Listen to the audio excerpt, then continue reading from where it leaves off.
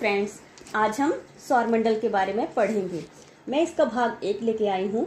सबसे पहले हम इसके कुछ इंपॉर्टेंट पॉइंट डिस्कस करेंगे, उसके बाद हम इसके MCQs करेंगे। तो चलिए शुरू करते हैं। हमारा पहला पॉइंट है, हमारा सौरमंडल जिस आकाश गंगा में स्थित है उसे मंदाकिनी कहते हैं। देखिए इस ट्रिक के माध्यम से हम कैसे याद रखेंगे कि यहाँ पे दिया कि हमारा सौरमंडल जिस आकाश गंगा में स्थित है। अब हमने मान के चलना है कि गंगा कहाँ की तरफ जा रही है, आकाश की तरफ। ठीक है कि गंगा कहाँ की तरफ जा रही है, आकाश की तरफ। जाहिर सी बात है गंगा आकाश की तरफ जा रही होगी तो उसकी गति कैसी हो जाएगी, मंद, यानी धीरे हो जाएगी। तो मंद से हमने याद रखना है मंदाकिनी। तो बस आपको ये याद हो जाएगा कि हमारा सौरमंडल जिस आकाश गंगा में स्थित है उसे मंदाकिनी कहते हैं। फ्रेंड्स, ऐसे क्वेश्चन जो है वो बनते हैं और ये सारे इंपॉर्टेंट पॉइंट है जो क्वेश्चन मतलब इनके कहीं ना कहीं पर बने हुए हैं। तो देखिए हमारा अगला पॉइंट है, आकाश गंगा की आकृति सर्पिलाकार है। अब कैसी है आकाश गंगा की आकृति, सर्पिलाकार। तो सर्पिलाकार मतलब एक सांप की भांति। तो जैसे गंगा नदी या फिर कोई भी नदी हो वो कभी भी सीधी नहीं चलती। ठीक है, तो कहीं ना कहीं पर वो मुड़ती है या टेढ़ी मेढ़ी होके चलती है, जैसे कि एक सांप चलता है। तो बस हमने ये चीज याद रखनी है कि गंगा कैसे चल रही है, एक सांप की भांति, यानी सर्पिलाकार। तो बस याद हो जाएगा ऐसे हमें कि आकाश गंगा की आकृति सर्पिलाकार है। हमारा अगला पॉइंट है, ओरियन नेबुला हमारी आकाश गंगा के सबसे शीतल एवं चमकीले तारों का समूह है।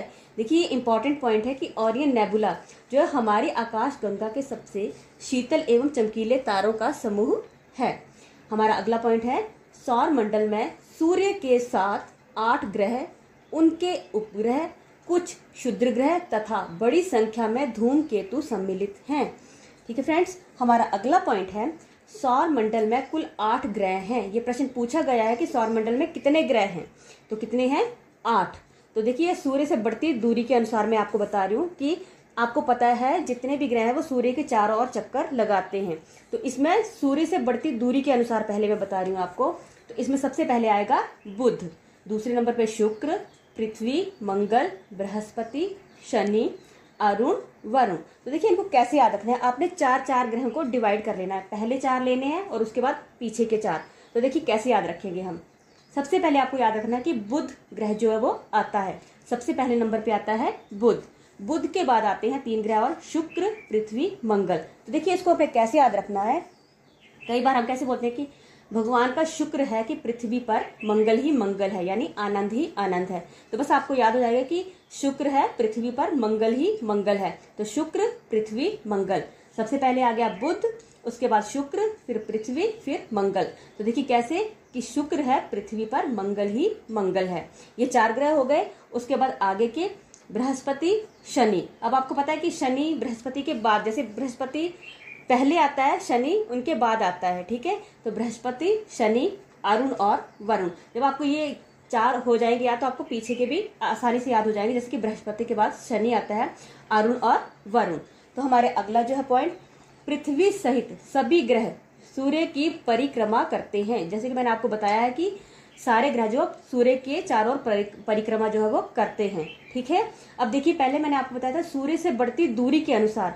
अब आकार के अनुसार कि सबसे बड़ा ग्रह कौन सा है, उससे छोटा कौन सा है, वो देखेंगे हम। तो देखिए अब आकार के अनुसार भी कई बार पूछा जाता है कि कौन सा ग्रह जो है सबसे बड़ा है।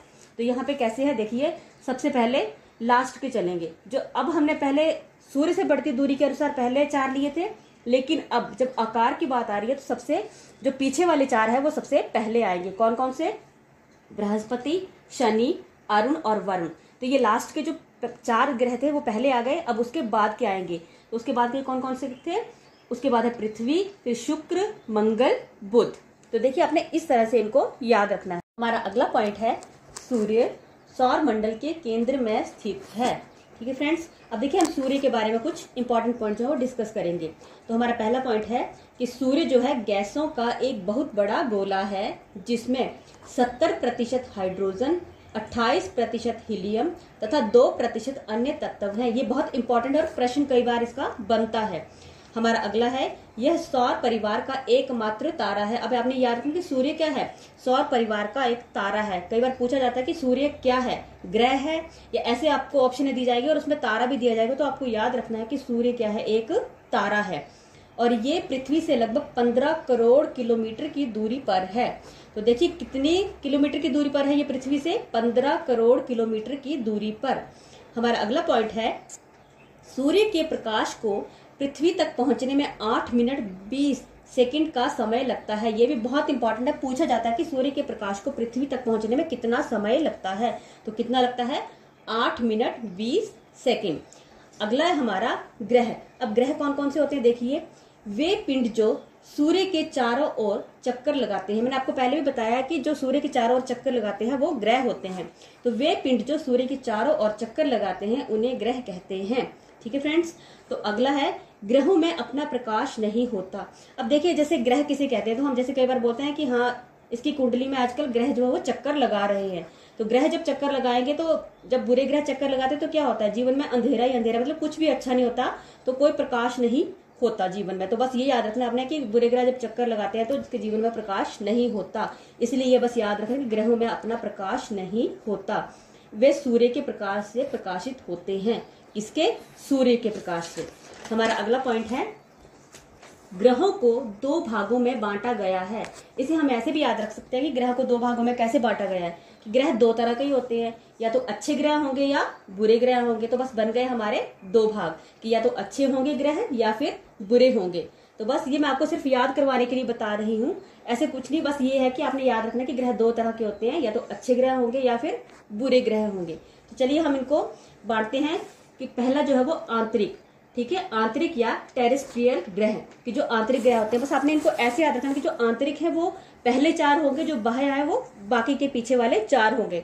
तो हमारे पहले 4 मैंने आपको पहले ही बताया कि क्या है, बुध, शुक्र, पृथ्वी, मंगल, कि बुध सबसे पहले आएगा, और फिर मैंने आगे के 3 ग्रह कैसे बताए थे कि शुक्र है पृथ्वी पर, मंगल ही मंगल है। तो बस शुक्र, पृथ्वी, मंगल, ये 4 ग्रह जो पहले के हैं वो आंतरिक इसमें आएंगे, और बाकी के जो है बृहस्पति, शनि, अरुण, वरुण, ये बाह्य या जोवियन ग्रह में आते हैं। ठीक है फ्रेंड्स, जब आपको पहले 4 याद हो जाएंगे तो पीछे के आपको पता होगा कि ये बाह्य ग्रह, और पूछा जाता है प्रश्न कि आंतरिक ग्रह कौन कौन से हैं।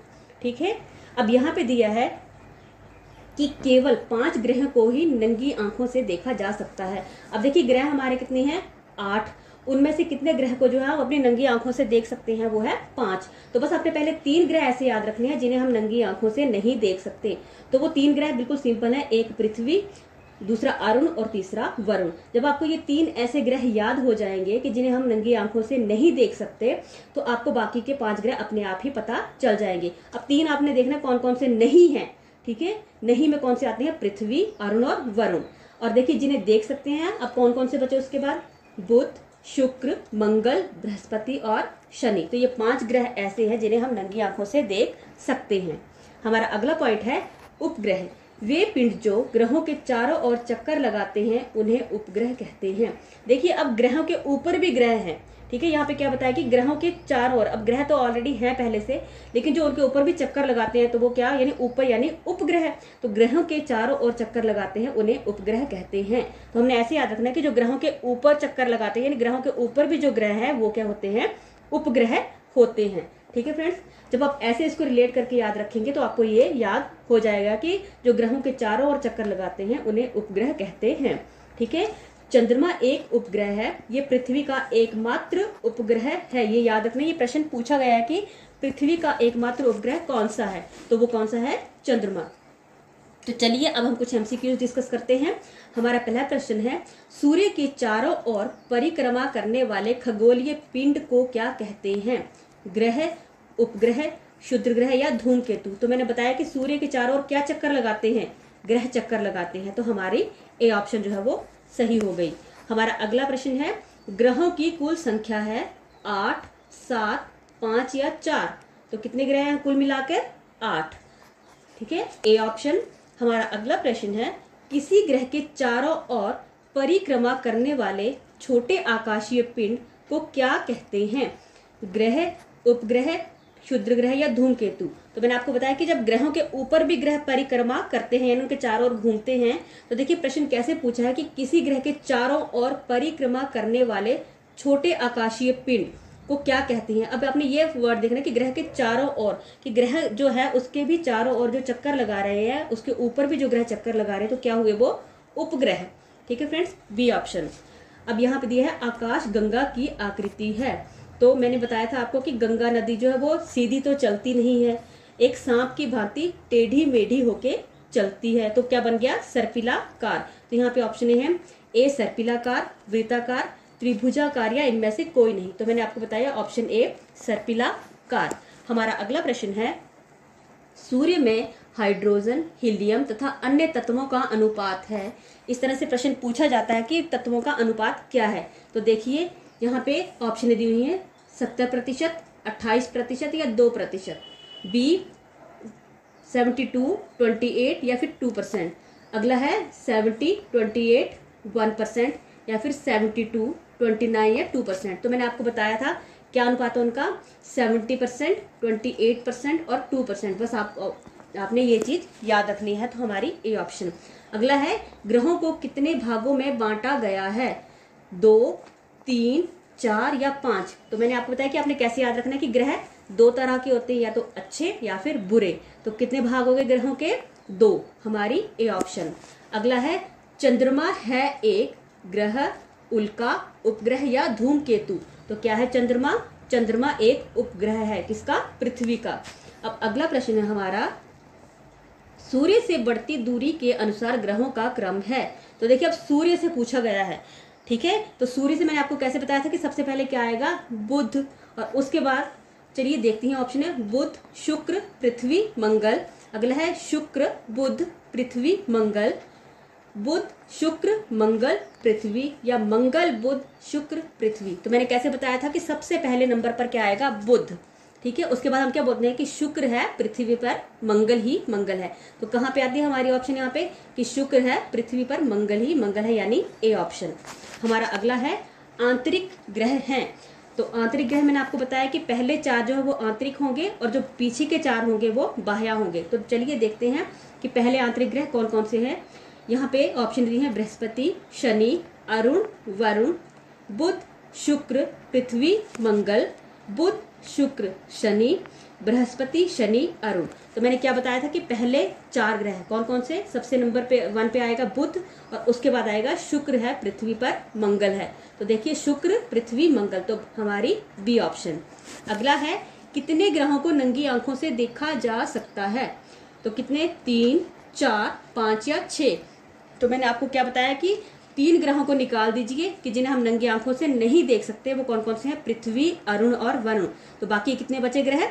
5। तो हमारा सी ऑप्शन की 5 ऐसे ग्रह हैं जिन्हें नंगी आंखों से देखा जा सकता है।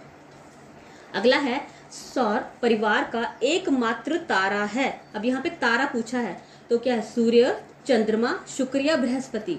तो हमें पता है कि सूर्य जो है वो क्या है? एकमात्र तारा है, हमारी ए ऑप्शन। अगला है, पृथ्वी का एकमात्र उपग्रह है। चंद्रमा, सूर्य, ए और बी दोनों या इनमें से कोई नहीं। तो पृथ्वी का एकमात्र उपग्रह कौन सा है? चंद्रमा, हमारी ए ऑप्शन। अगला है, वह ग्रह जिसे नंगी आंखों से देखा जा सकता है वह है। अब आपने बताना कि इन सभी ग्रहों में कौन सा ऐसा ग्रह है जिसे नंगी आंखों से देखा जा सकता है।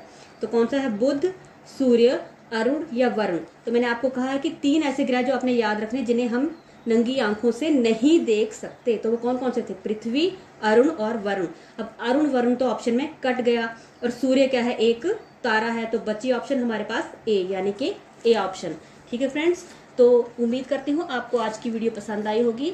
अगर आपको जरा भी ये अच्छी लगी है तो प्लीज़ मेरे चैनल को लाइक और सब्सक्राइब जरूर करें। धन्यवाद।